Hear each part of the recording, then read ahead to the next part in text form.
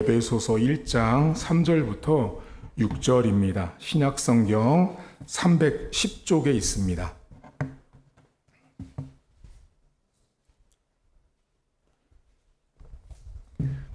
에베소서 1장 3절부터 6절입니다. 신약성경 310쪽에 있습니다.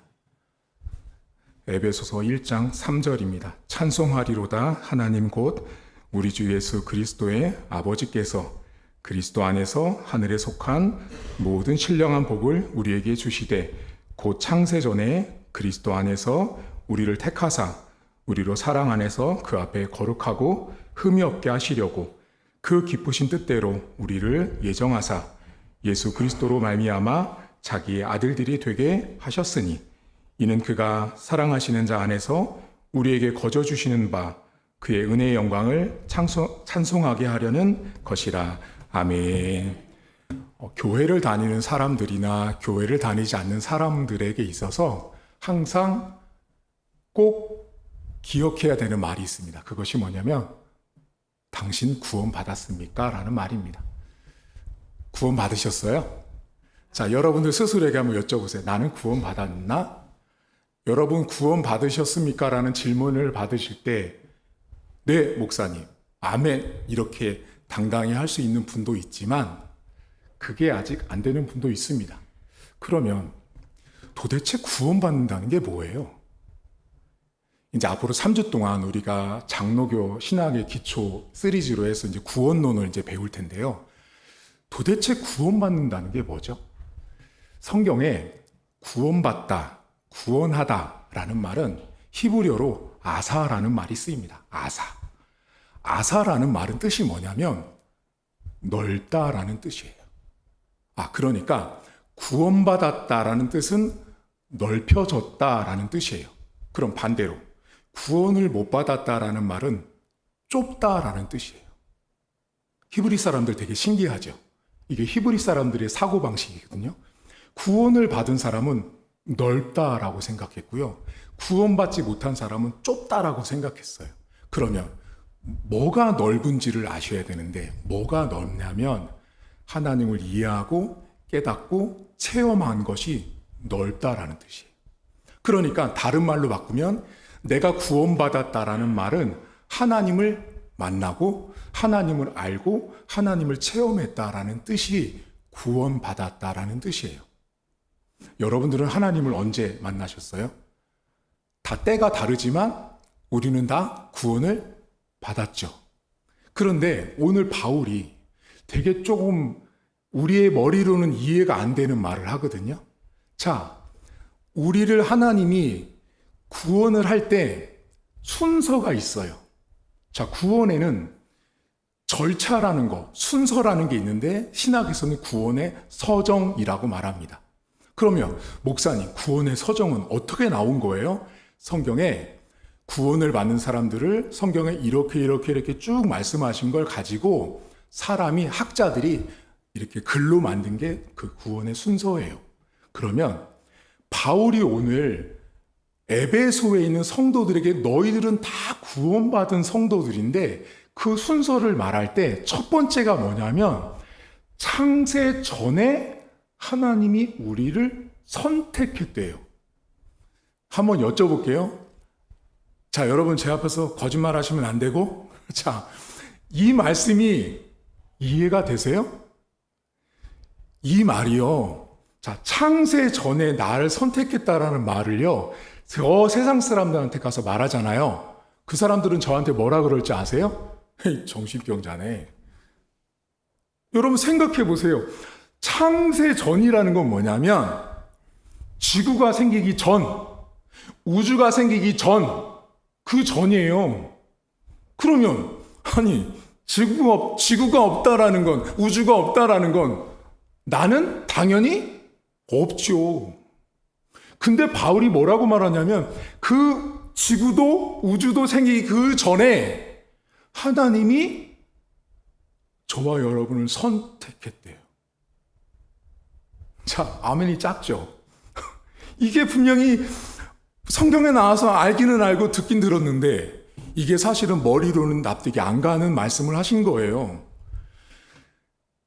우리는 하나님이 우리를 선택을 언제 하셨냐면 성경은 세상이 만들어지기 전에 하나님이 우리를 선택했는데요. 이 선택이라는 말은 고르다라는 뜻이에요. 이 선택은. 그런데 고르긴 고르는데 좋고 나쁘고를 따져서 고른 게 아니고요. 이 고르다라는 말은 하나님의 목적 때문에 고른 거예요. 다시 말하면, 자, 여러분들이 하나님에 의해서 창세전에 선택을 받은 건 여러분의 목적 때문에 하나님이 선택한 게 아니고 하나님이 목적이 있어서 나를 당신의 머리와 가슴에 이미 가지고 있었던 거예요. 그럼 여러분들 가운데, 목사님, 저는 목적이 없습니다. 꿈도 없고요. 비전도 없고요. 그건 틀린 말입니다. 인생은 하나님이 다 목적이 있어서 이 땅에 태어나게 하셨어요.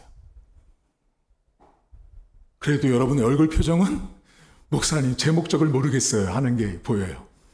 근데 성경은 하나님은 우리를 목적을 두고 고르셨어요.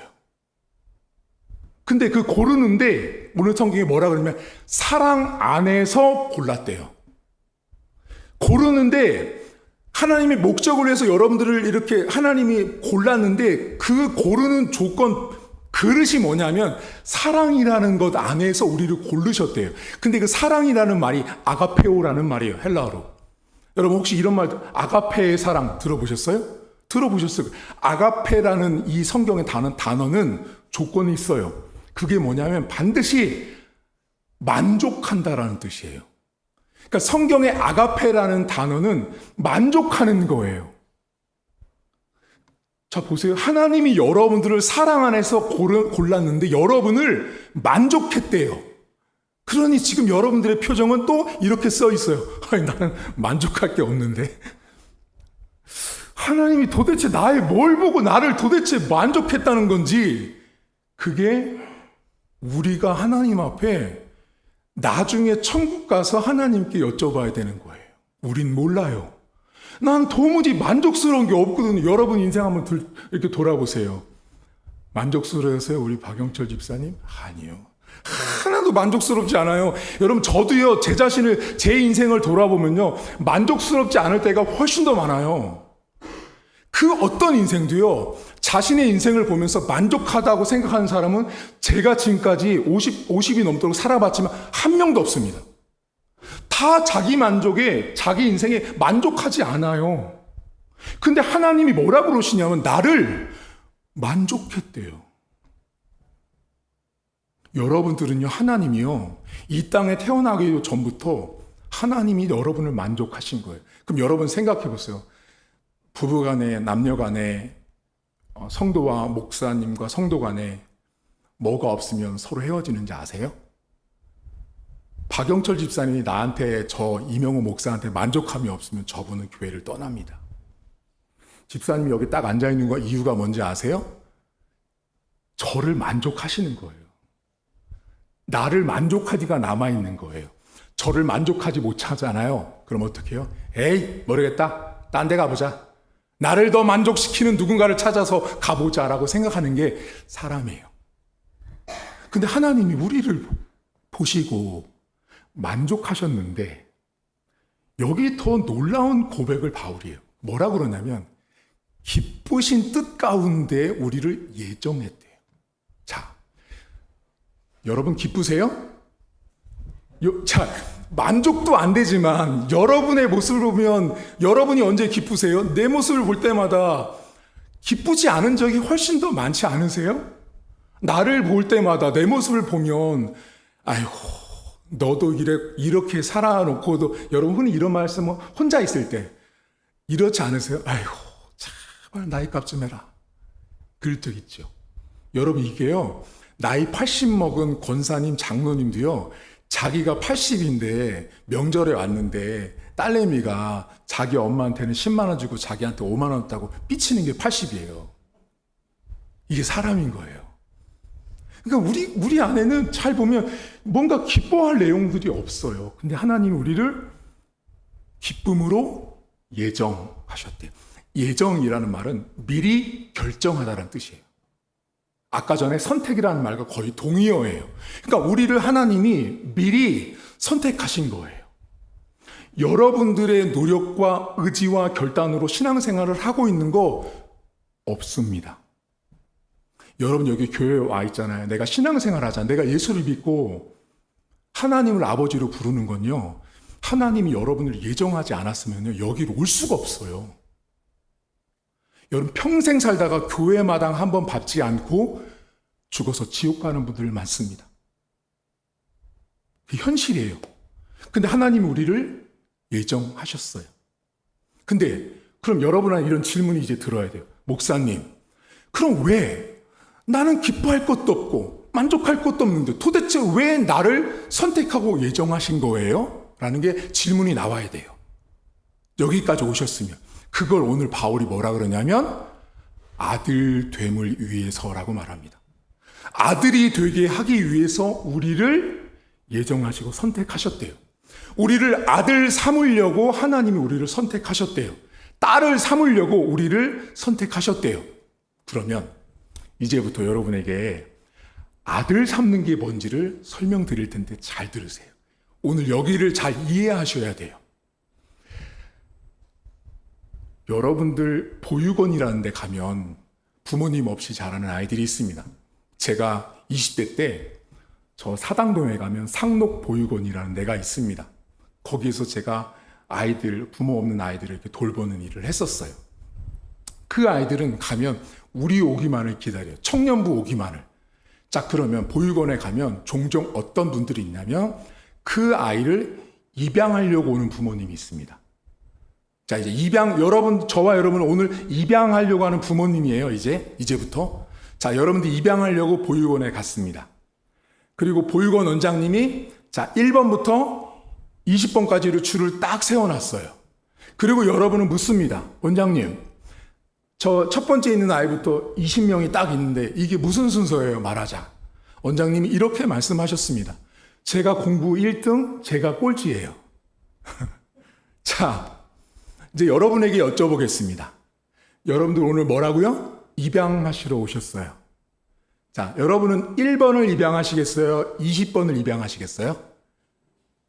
20번이요? 에이, 뻥친다 또. 우리는 다 1번을 선택합니다. 왜요? 이왕이면 키 크고 잘생기고 공부 잘하고 DNA가 좋고 유전자가 좋은 친구를 데려다가 우리 집안에 아들로 자녀로 삼고 싶은 거죠. 그게 입양인데요. 바울이 오늘 성경에 아들됨이라는 말을 휴오테시아라는 헬라어를 씁니다. 휴오테시아. 이 휴오테시아라는 말은 양자를 삼다라는 말인데요. 이 말은 바울과 예수님 당시의 시대적인 배경을 아셔야 돼요. 바울 시대나 예수님 시대는 황제가 다스리는 시절이었어요. 자, 황제가 다스린다라는 건 왕권을 쟁취하지 못하면 죽어야 됐어요. 그러니까 내가 황제가 되기 위해서 동생도 형도 다 죽일 수 있는 시대였어요. 그러다 보니 아버지가 황제인데 이제 곧 물러나야 되는데 그 다음 아들이 암살이 돼요.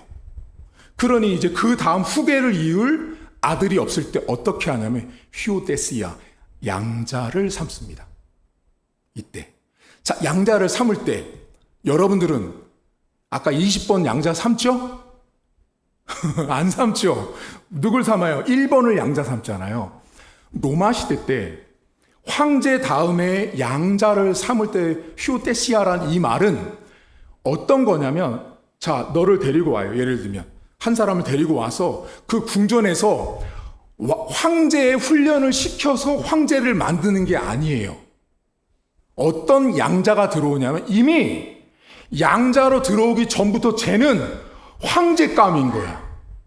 이미 저 사람은 황제가 양자로 되기 전부터 학업, 전술, 능력 모든 거에 탁월하고 출중한 사람이에요. 그 사람을 양자로 선택합니다. 그게 아까 1등하는 저 친구를 데려오는 거랑 똑같은 거예요. 자, 그 친구를 데리고 와서 양자를 삼아서 황제를 이어가게 합니다. 그런데 그때 쓰는 히오테시아라는 양자 삼다라는 말을 오늘 바울이 우리에게 쓰고 있다고요. 맞죠? 여러분에게 선택되고 골라서 하나님이 사랑 안에서 우리를 양자 아들 되게 한댔잖아요. 그럼 또 여쭤볼게요. 여러분은 출중하신가요? 그래서 바울이 우리에게 많은 도전을 주는 거예요. 우리는 탁월하지 않아요. 우리는 출중하지도 않아요. 우리는 1등 해본 적도 없어요. 잘나본 적도 없어요. 많이 가져본 적도 없어요. 우리는 그렇게 미약하고 비천하고 연약해요. 근데 바울이 뭐라 그러냐면 그런 너희를 양자, 아들, 딸 삼아주셨대요. 우리는요, 아들 될 자격이 없어요, 여러분. 제가 며칠 전에 저희 둘째한테 이런 얘기를 했습니다. 제가 저희 둘째를 보면 지금 중학교 3학년이거든요. 미안해요. 저랑 저 친구랑 또 상의 없이 얘기했다고 오늘 집에 가면 저는 또 혼날 판입니다. 근데 저 친구랑 어떤 얘기를 했냐면 아빠는 중3 때 쭈구리였어 그랬어요, 제가. 쭈구리란 말이 뭔지 알죠? 기죽어서 살고 힘없어 살고 그런 저였어요. 제가 중학교 3학년 때까지만 해도 초등학교 때부터 중학교 때까지 전학을 한 10번을 했거든요. 전국을 돌아다니면서. 근데 제가 전학을 가다 보니 중3 때도 전학을 했는데 키는 이만했어요. 키는 크니까 어때요? 원래 이 중3 애들이 그런 게 있거든요.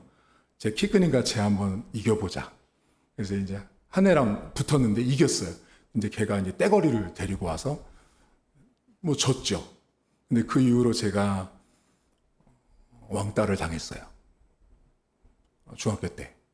왕따도 당해보고 화장실 들어가서 집단 폭행도 당해봤어요. 그러니까 그렇게 저는 저 친구를 보면 참 당당하고 멋지게 살아요. 근데 저는 저 친구 나이 때 저렇게 못 살았거든요. 아까 말씀드린 대로 쭈글쭈글 살았어요. 그냥 정말 쭈글쭈글 살았어요. 사진을 중3 때 사진을 보잖아요. 누가 봐도 아이고 쭈글이다. 그럴 정도로 살았어요. 근데 그런 저를요. 하나님이 목회자를 만드셨잖아요. 저는요, 앞에 나가서 발표도 못했던 사람이에요. 떨어가지고요. 우리 인생은 여러분, 한 번도 잘난 적이 없어요. 제가 늘 사랑하는 우리 안 집사님. 집사님이 오실 때 내가 잘났었던 적보다 못나서 왜 이렇게 부족하니라고 할 때가 훨씬 더 많아요. 내 인생을 돌아보면요. 강했을 때보다 약한 내 모습을 볼 때가 훨씬 더 많다고요. 근데 그게 그 부족한 거, 약점이 내가 양자되는 조건이었다고요. 여러분들이 하나님의 아들이 되고 딸이 되는 조건 중에 하나가 뭐였냐면 여러분들 약점 하나. 남들에게 말할 수 없었던 저 같은 흑역사. 자랑할 수 없는 그 흑역사. 예를 들어 볼까요? 어떤 분들은요, 교회 오잖아요? 교회 와서 가정사 말 안 합니다. 왜요? 흑역사거든요. 아내 얘기, 남편 얘기, 자식 얘기 안 해요. 왜요? 흑역사거든요. 전 그래서 그걸 알아요. 목회를 오래 했으니까 그거 눈빛만 봐도 안단 말이에요. 안 물어봐요. 왜 물어봐요? 이미 얼굴에 목사님 저 힘든 세월을 보냈다고 써 있는데. 우리가 남들에게 말할 수 없는 그 아픔의 세월들을 내가 하나님의 아들이 되고 딸이 되는 조건이었다라니까요. 이번 한 주간도 여러분 한 주간을 살아가시면서 죄졌죠. 죄 안 진 척하고 앉아 계시지만 제가 늘 말씀드리잖아요. 주일날 오기 전에 여러분들은 이 자리에 지금 앉아 계시지만 여러분들은 수억만 가지의 죄를 짓고 여기 앉아 계시는 거예요. 그 수억만 가지의 죄를 남들에게 말 못하지만 그 많은 죄에도 불구하고 그것이요 내가 하나님의 아들이 되고 딸이 되는 조건이었다니까요. 세상은요 1등을 찾아서 양자를 삼지요. 근데 오늘 주님은 그 보육원에 가서 20번째 아이를 데려온다고요. 그게 그 20번째 있는 애가 저고 여러분이었다고요. 그게 구원받음이에요. 그게 양자됨, 아들됨이에요. 아들, 딸 되는 거 하나님 나라에서는 못 배워도 돼요. 돈 많이 없어도 돼요. 잘나지 않았어도 돼요. 제가 그래서 늘 강조하잖아요. 동포분들을 더 아낀다고. 제가 그랬죠. 우리 교회 작년에 설립할 때 한국 사람이 여기서 나댄다. 혼나는 거예요. 저한테. 전 노문이 동포분들을 위해서 논문을 썼잖아요. 제가. 왜요? 그분들의 눈물과 애환을 저는 보고 살았거든요. 거의 8년을. 모르는 사실 하나 알려드릴까요? 우리 동포분들이 갖고 있는 가장 큰 상처가 뭔지 아세요? 어느 때는 중국 사람 같고 어느 때는 한국 사람 같은 거예요. 이럴 때는 중국인도 되고 이럴 때는 한국인도 되는 거예요. 이럴 때는 내가 자식을 데려와서 한국에서 같이 살고 싶은데 같이 못 사는 그 안타까움이 있고, 또 데려왔더니 어떤 일이 있었냐면 예전에 만났던 어떤 분들은 집안이 다 깨진 거예요. 여기 한국 와서 돈 벌어가지고 자식 키우려고 중국으로 돈을 보냈더니 애들은 혼자 딸랑 있어가지고 기숙사에 보내놨더니 거기서 나쁜 애들 만나가지고 격길로 빠지고 아픔이 너무 많은 거예요. 근데 저는 그거 몰랐어요. 그래서 얘기를 듣다 보니 그 말을 하면서 우시는 거예요. 자기 인생사를 말하면서. 근데 뭐라 그러는지 아세요? 목사님, 제가 그 애 때문에 예수 만났어요. 그러시는 거예요. 그 애기 때문에, 자식 때문에, 그 남편 때문에 예수 만났다고 이 얘기를 하시는 거예요. 저와 여러분들은요, 부족합니다. 부족한 것이 은혜예요, 여러분. 그래도 여러분의 눈빛에는, 그래도 목사님, 로또 1등 되고 싶어요. 부자 되고 싶어요. 성공하고 싶어요. 다 그렇게 써 있어요. 하나님 나라에서 내 부족이, 내 약점이, 내 인생의 흑역사가 내가 양자가 되고 아들이 되고 딸이 되는 조건이라는 걸 꼭 잊지 마십시오. 안 잘나셔도 돼요. 교회에 올 때 여러분, 비싼 옷 안 입고 와도 돼요. 화장 이렇게 잘 안 해도 괜찮아요. 안집사님 이뻐요. 괜찮아요.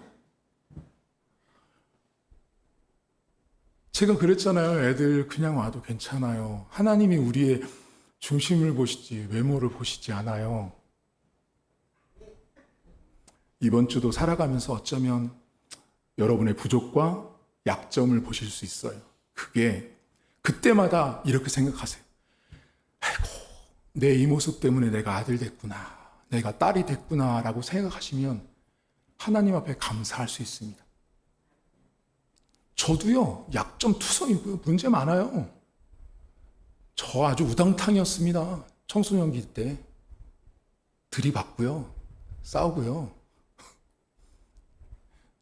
저기 오늘 우리 조카 아내 될 사람 와 있는데 제가 오늘 큰일 났네요. 별소리를 다 해가지고. 이번 주도 여러분들 삶에 부족하고 약한 것 때문에 너무 실망하지 마세요. 그것이 내가 하나님의 자녀가 되고 아들이 되는 출발이었다는 것을 기억하고 감사하는 저와 여러분들 되었으면 좋겠습니다.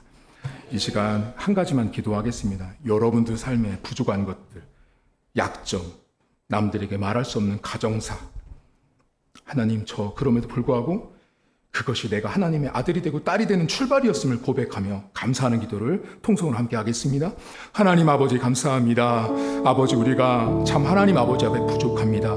연약한 거 많고 자랑할 것도 없고 잘난 것도 없고 가진 것도 없고 하나님 앞에 부족한 것 투성입니다. 그럼에도 불구하고 나를 사랑하시고 나를 하나님의 자녀 삼아주셔서 하나님 앞에 서게 하셨습니다. 내가 하나님 앞에 만족스러운 것도 없습니다. 하나님 앞에 기뻐할 것도 없습니다.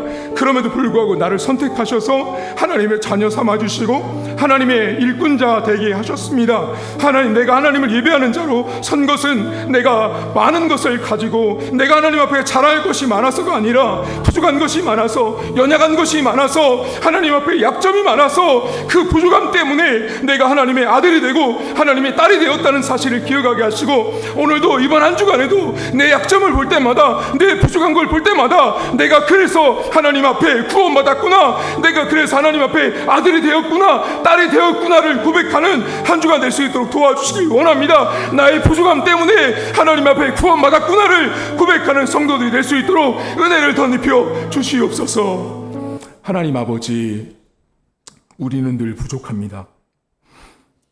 사람들 앞에 말할 수 없을 만큼의 아픔의 역사가 가정마다 다 있습니다.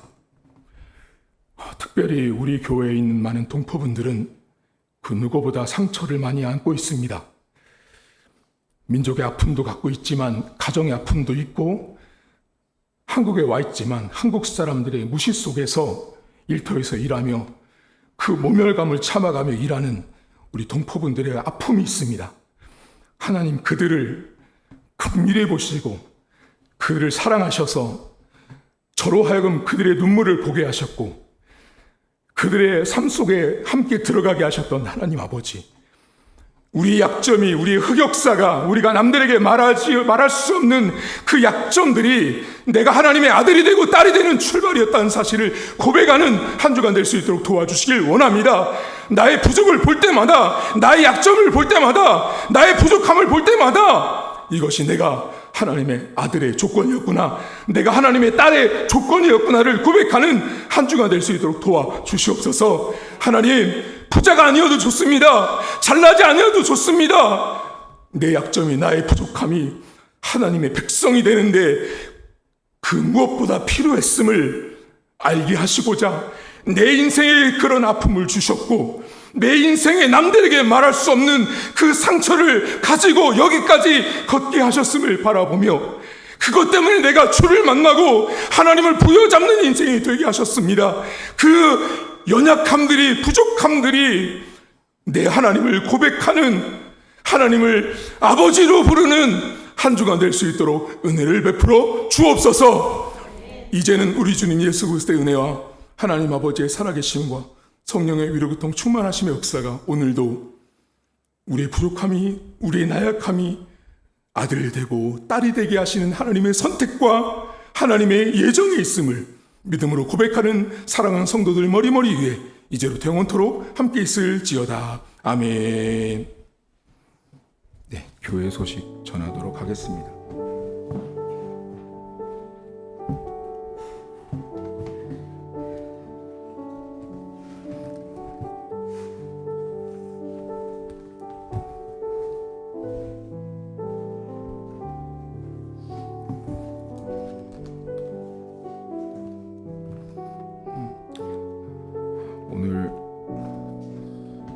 오늘 저희랑 함께 예배에 참여하신 성도님들 너무 감사드리고요. 우리 윤거사님 친동생 분이시라고 잘 오셨어요? 네, 잘 오셨습니다. 너무 감사하고요. 가시기 전에 저 잠깐 뵙고 인사하고 가시면 좋을 것 같습니다. 그리고 여러분들 다음 주에는 장애인 주일로 우리가 지킵니다. 목사님, 장애인 주일은 뭐예요? 하시겠지만 총회에서 정한 주일 중에 하나가 장애인 주일입니다. 우리 교회에서 뭐 특별한 행사를 하는 건 아니고 장애인 주일을 맞이해서 우리 주변에 소외되고 어려운 사람들, 장애를 갖고 있는 사람들을 한번 기억해보는 그런 주일입니다. 그래서 다음 주엔 장애인 주일로 지킨다는 거 기억하시면 될 것 같고요. 그리고 지난주에 그 우리 세바 장학금 찍은 친구들 그 복도에다가 사진을 이렇게 걸어놨습니다. 이제 우리 교회는 1년이 다 돌아가서 1년에 제일 중요한 딱 한 번씩 해야 될 것들을 다 걸어서 사진 거는 거는 우리 세바 장학금까지 다 끝났습니다.